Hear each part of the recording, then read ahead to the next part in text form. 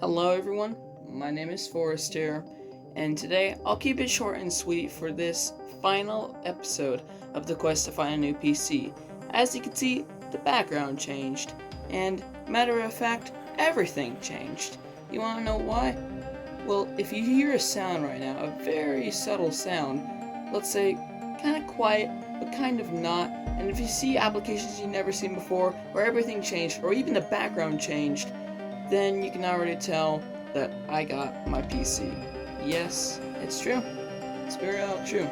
Might as well have been true a day ago because I didn't have time to record because I was having too much fun. Now, what am I saying this for and why am I saying this?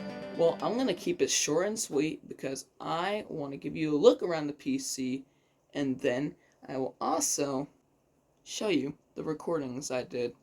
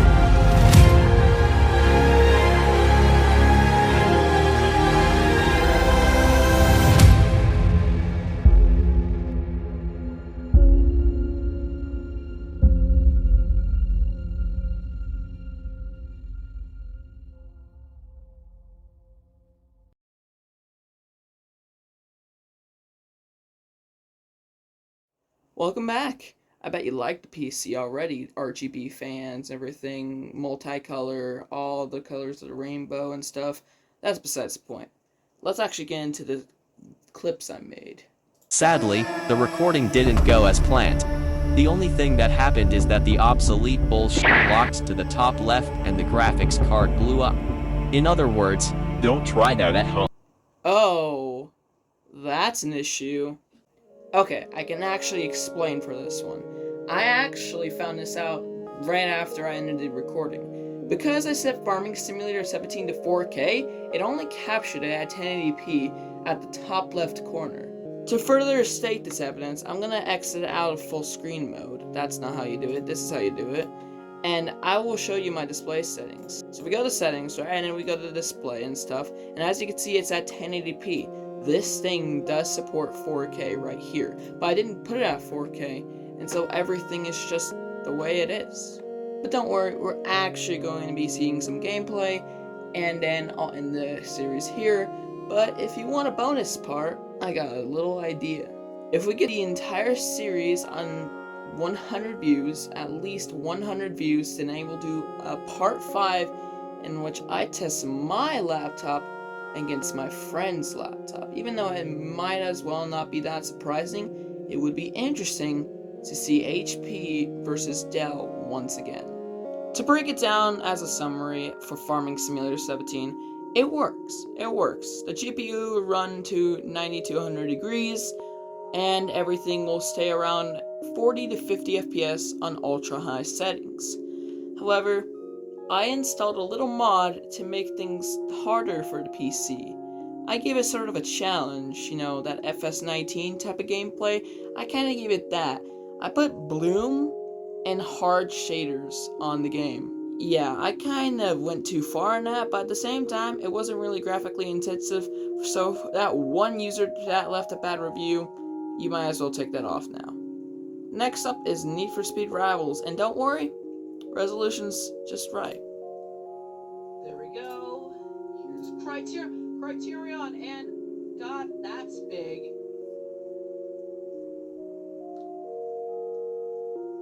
Alright, and as you can see,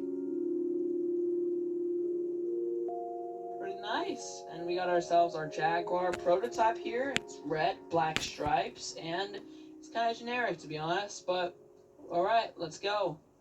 Let's do this. Alright, here we go. Race to the finish line. Alright, we got a Lamborghini, Ferrari, and another Lamborghini. It's the Veneno that I had 2 years ago. Maybe 3 if you were lucky, but I don't know if you're that late to watch the video.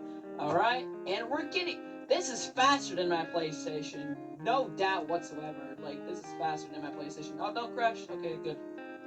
But we're gonna get gold easily. Like, look at this. I'm gonna pass this Veneno and this Aventador.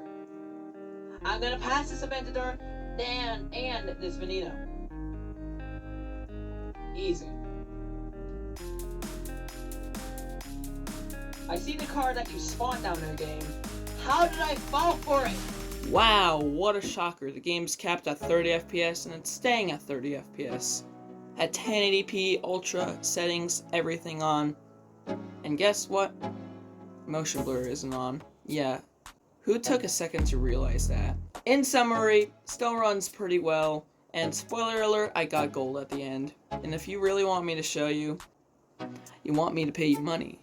The last one is beamng, and surprisingly, I just did myself a challenge, and it lasted for over half the video. Like, as you can see, this would be the middle part, lasted over half of it, and honestly, I can't blame myself for that. I can absolutely blame myself for this. If it wasn't for my stupidity doing these challenges, then we would have been fine. But another summary for this one, at least, is also runs pretty sweet, stays at 60 FPS for the most part, with the exception of spawning vehicles and stuff, but otherwise, at 1080p, at ultra settings, it actually works. And in fact, I actually have some cool, true video footage for you that I actually captured today. Let's show you this now, shall we?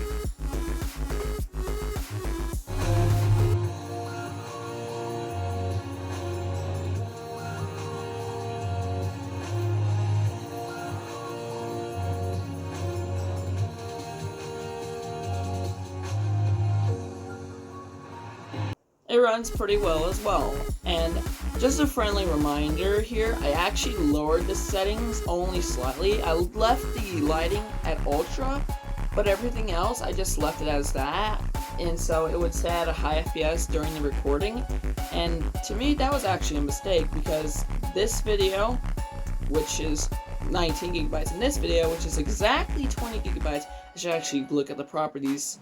As you can see, that's over 10 billion bytes, 20 billion bytes if you want to go technical. And, you know, if you skip to this point of the video, then this is really what you've been waiting for.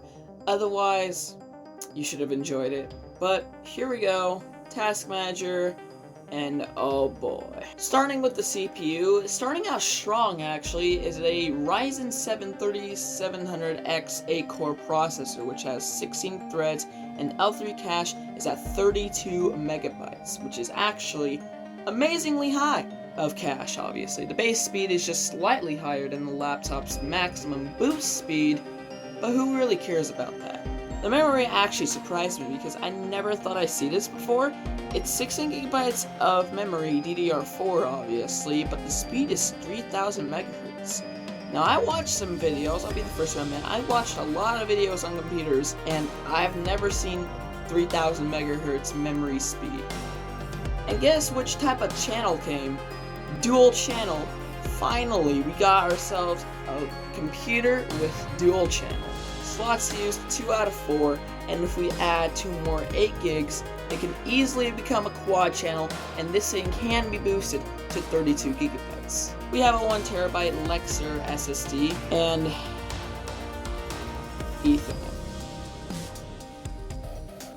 I was not ready to tell you this at first, but now I am. And I'm sorry to say this, but there was a reason why this thing was $600, say, instead of $800.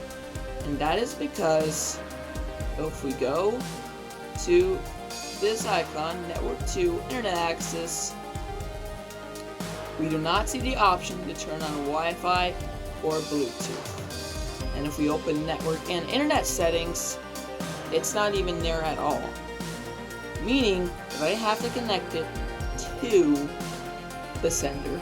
Yeah, I know it's not really that great, but Ethernet these days are still faster than Wi-Fi, and there is actually a problem with the Wi-Fi adapter.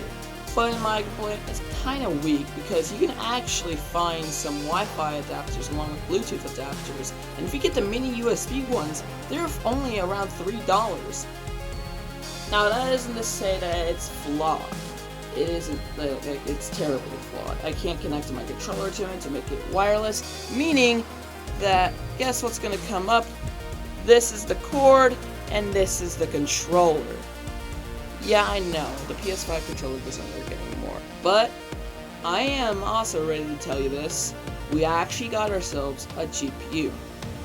AMD Radeon RX 6700 XT. You wouldn't be surprised if I already told you, and that's your reaction right now. Now, I would like to mention that there's also shared GPU memory, meaning that there is an APU inside this somehow. But that doesn't really matter because the dedicated GPU memory is all what matters. You wanna know something funny? Cupid CPU Z. I never did this. This is the actual thing. We got AMD Ryzen 7, blah blah blah blah blah. You can pause the video right now to view all these if you're a true gigachad. Mainboard, we got PCI Express 4, which is actually pretty nice, and I don't know what the date's for, but you can pause here as well. You can pause here to get everything here as well, but as you can see, dual channel 64-bit, I think that already does it, and oh my god, 69 clocks, really? Whatever. Ooh, here's a secret. It's not DDR4 3000, it's DDR4 2998, running at 1499 megahertz. What a surprise. But look what it says here. And here. You are gonna get confused. And then, I think we saw this coming. AMD Radeon RX 6700 XT from ASRock. We got 12 gigabytes of memory, and oh, we can do all that. We can stress the CPU, but I'm not going to do that right now. I'm probably going to do that tomorrow. Well, I'm actually going to be working on more videos, and yeah. Everything else here is just blah blah. Now, if you haven't even known this yet, I just want to say that this right here in blue is the name, Automatic Machine Dominator. However, to make it up for no games, we're going to play my favorite one, called Peggle. Anyways, thank you so much for watching. If you haven't yet, like and subscribe, and I will be doing videos from here on out on the PC and every other thing I could do, even vlogs or anything you really want me to do. I'll try to see if I can do it, but for now, I'll see you until the next video. Bye.